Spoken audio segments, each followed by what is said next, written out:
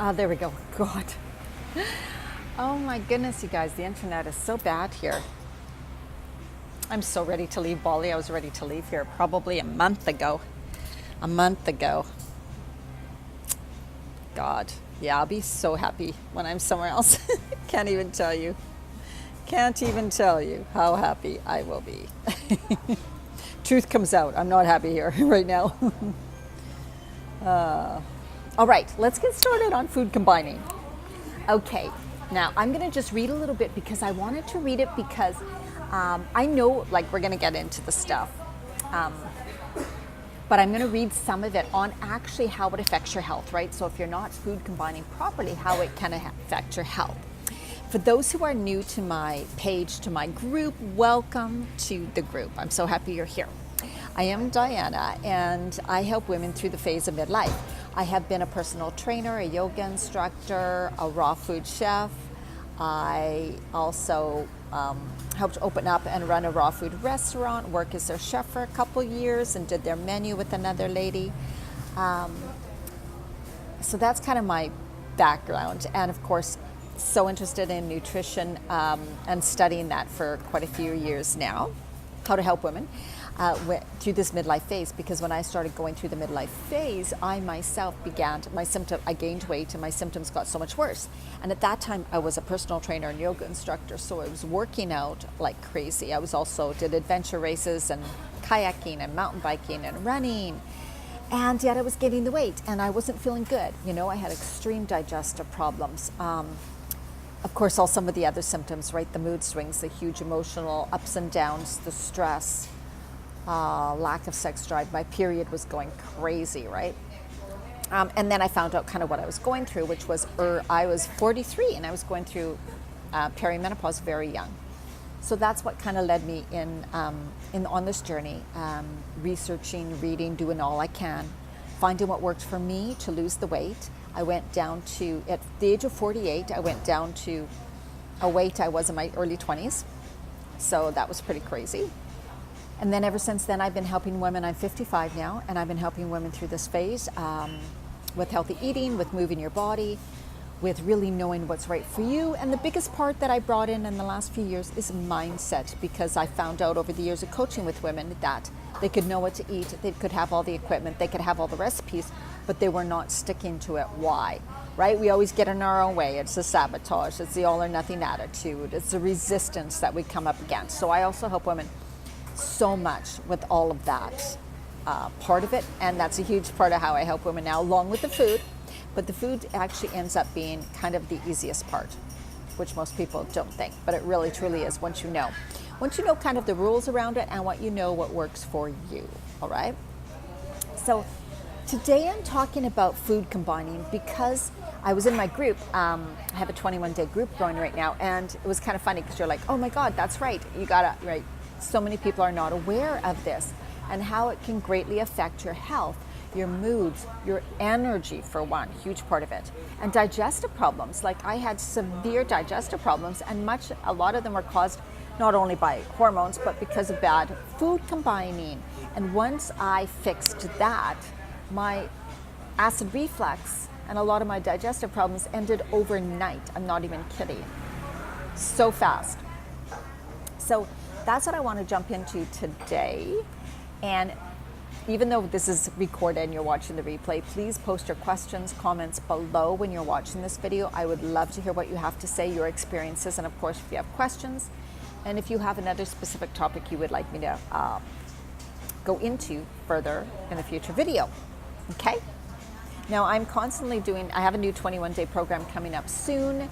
I also have a Where to Start program that is self-study. You can do it anytime. That's only $67, and it's available at any time. You have your infos on a website, and then you also get things through email. So you don't have to be on Facebook, and you can do it on your own time. And it's like an ebook with so much. I put so much information into this Where to Start program. It's worth way more. And you get, I don't know how many pages of recipes, right? So here we go, and let's check this. So I'm going to read you a bit about how improper food combining can cause problems with your health, okay?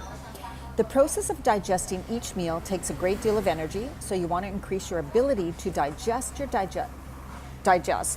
or your digestive fire.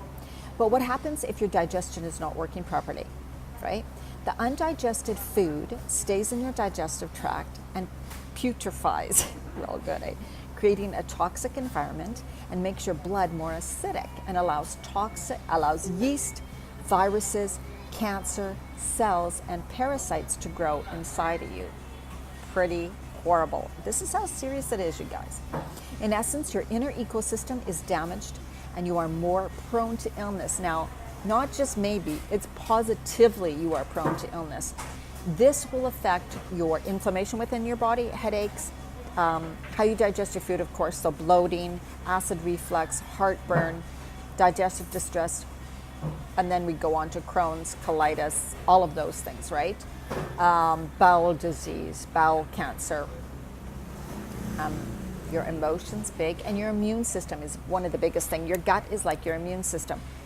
What it can absorb, the nutrients from the food, contributes to how healthy you are. If it's not functioning properly, you can't absorb the good nutrients no matter how good you eat.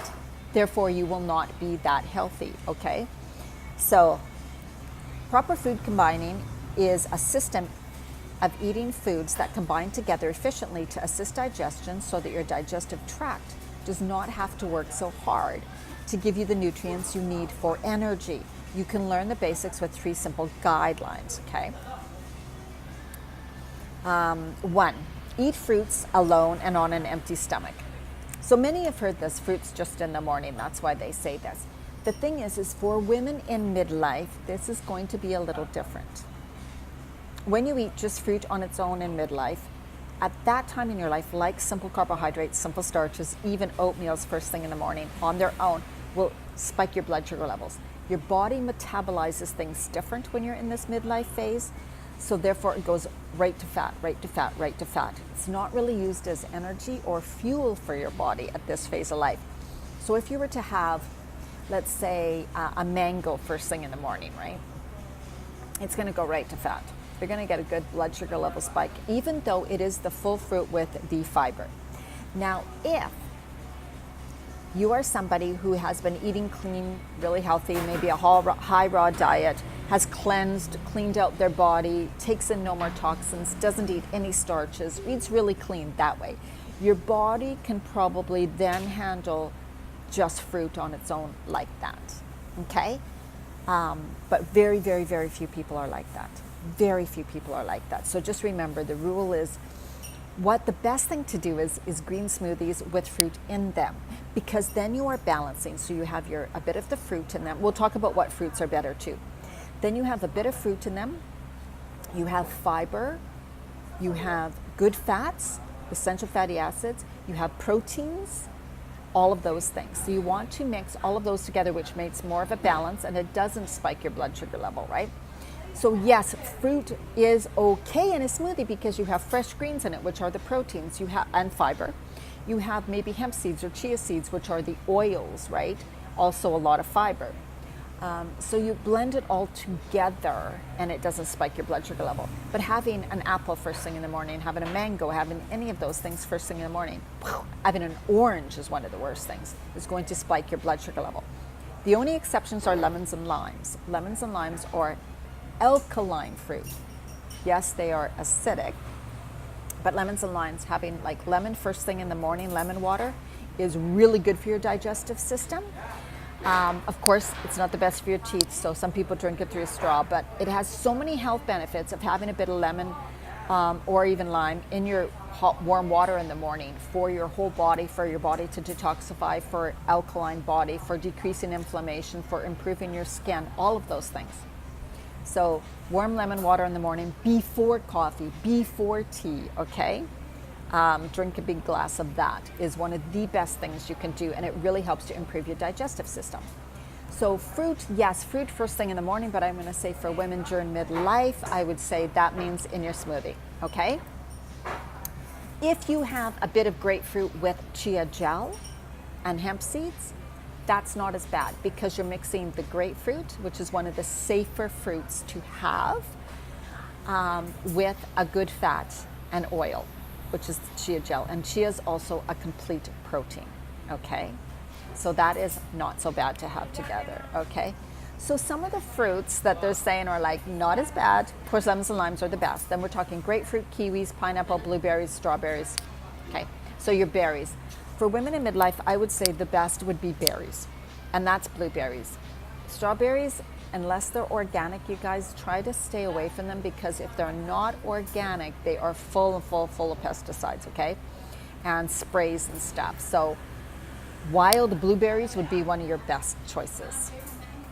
And have that still, I still recommend having that with like a coconut milk, chia gel, hemp seeds, a few nuts and seeds to really get your good fibers and your good fats in it at the same time, as well as the antioxidants from the blueberries, okay? So that is all about fruit.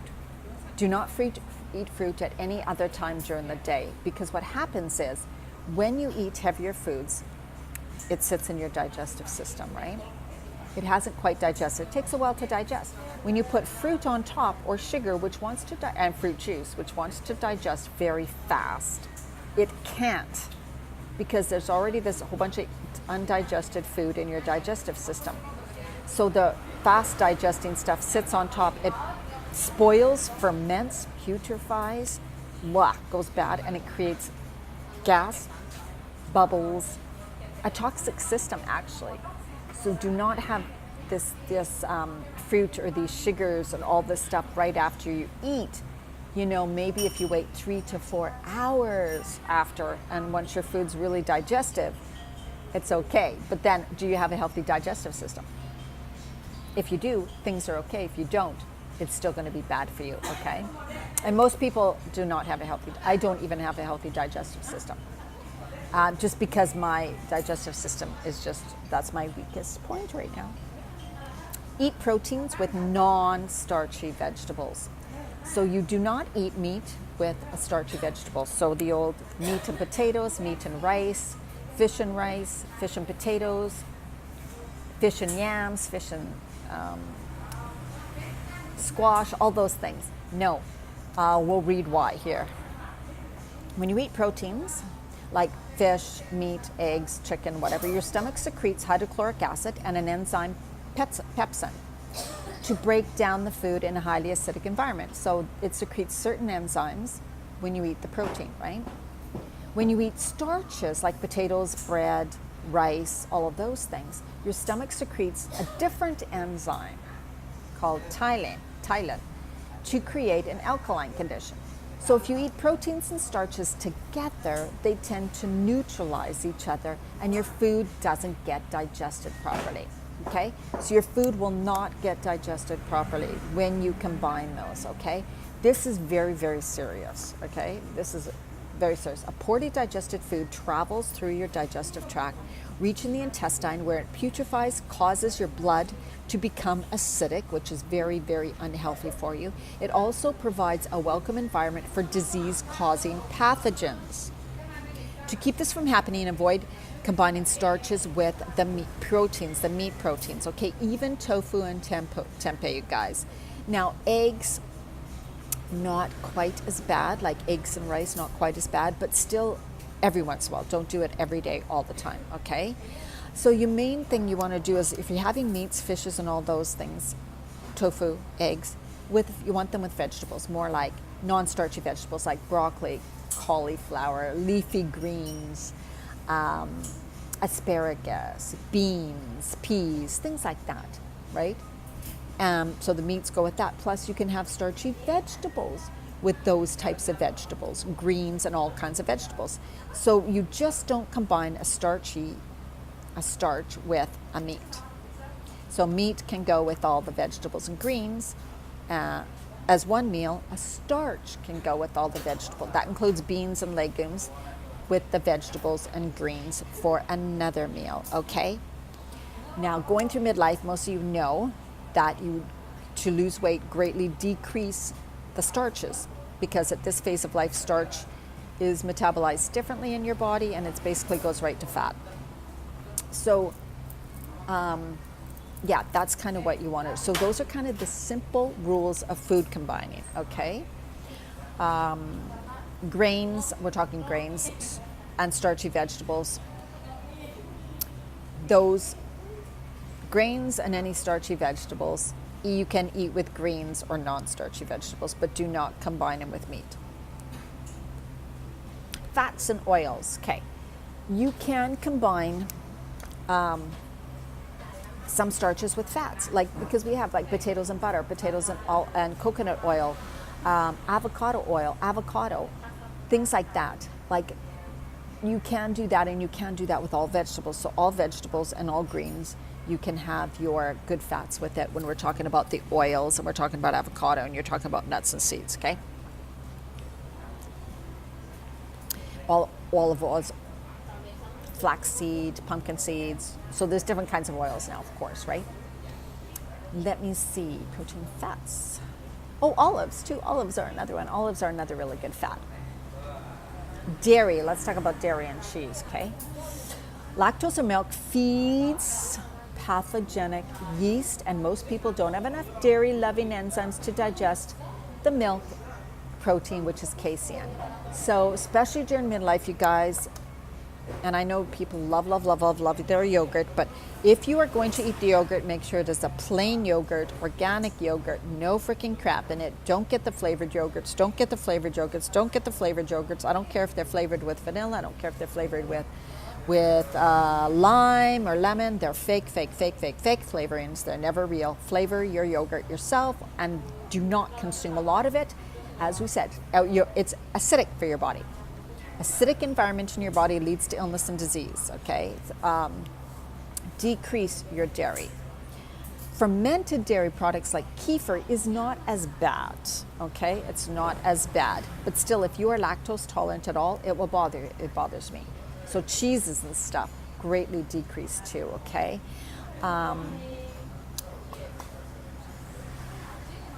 So the dried beans, so they're starchy vegetables. Legumes, lentils, beans, and all of those do not ever combine with meat or fish or anything like that. Tofu or tempeh, combine them only with other vegetables and leafy greens.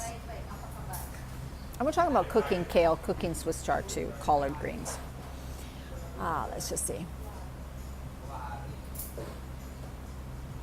Okay, after a heavier meal, which is, so your body takes a lot of energy to break down proteins, especially to break down the meat protein, I should say. Fish is not as bad. So it takes a lot of energy. So how it affects your energy is just that. When your food's not digesting properly, a lot of your energy within your body goes to the digestive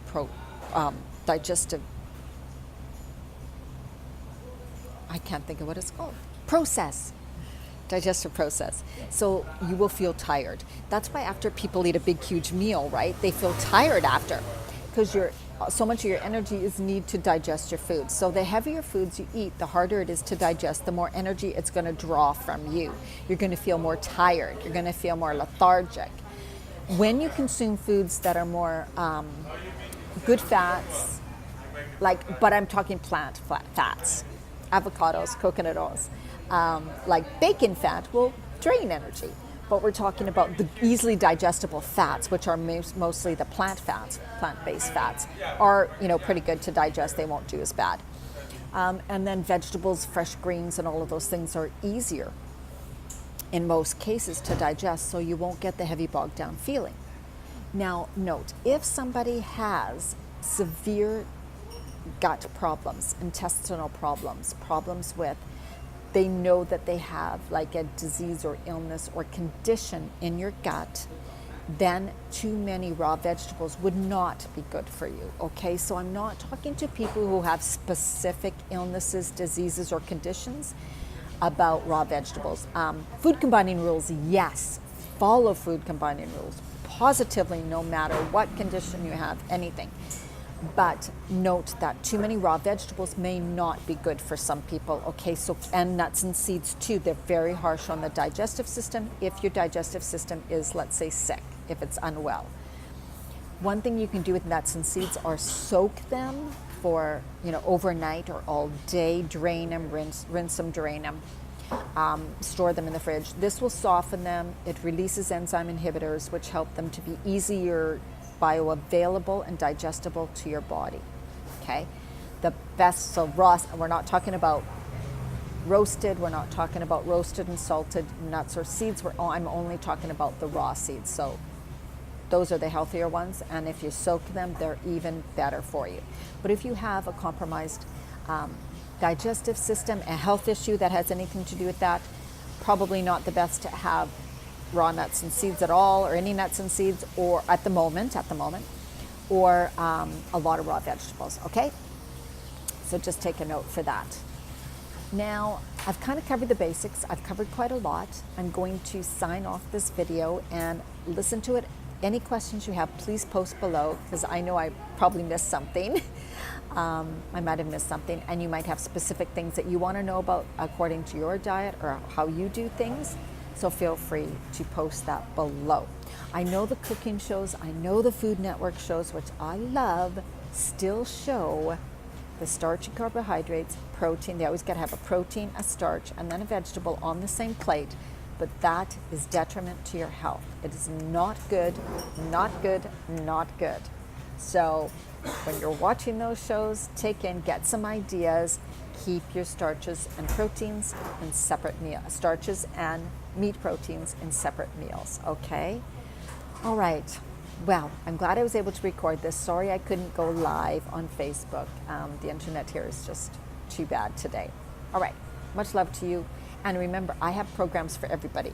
21-day programs that are live in Facebook communities that go on consistently. Let me know about if you're interested in that. You're supported by a group. We get live Facebook trainings, and I do make them work. They do work. This is the first time I couldn't. As well as my Where to Start program, which is available as self-study anytime you want to start, which I freaking suggest everybody in this group should be doing my Where to Start program. It's only $67 now. Reach out to me. I will post the link for that below. All right. Bye-bye.